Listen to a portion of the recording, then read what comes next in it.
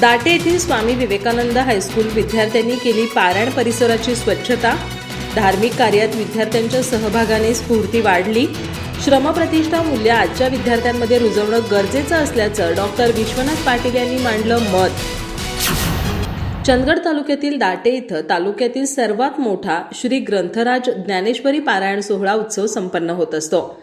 या सोहळ्याच्या सांगता समारंभाला हजारो भक्तगणांना महाप्रसादाचा लाभ दिला जातो।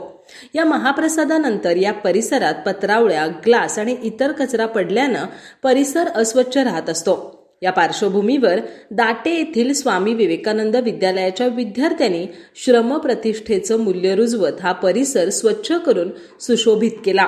आजच्या विद्यार्थ्यांना श्रमप्रतिष्ठेचं मूल्य कळावं आणि आपलं आरोग्य चांगलं राहण्यासाठी आपला परिसर स्वच्छ असणं गरजेचं असतं। यासाठी या विद्यालयाच्या शिक्षकांनी या ठिकाणी स्वच्छता शिबिर राबवून हा परिसर स्वच्छ केल्यानं हा परिसर सुंदर झाला असल्याचं हरिभक्त परायण डॉक्टर विश्वनाथ पाटील यांनी म्हटलंय। यासाठी स्वच्छता मोहिमेसाठी प्राध्यापक S.T. पाटील आणि S.N. पाटील यांनी विशेष परिश्रम घेतले।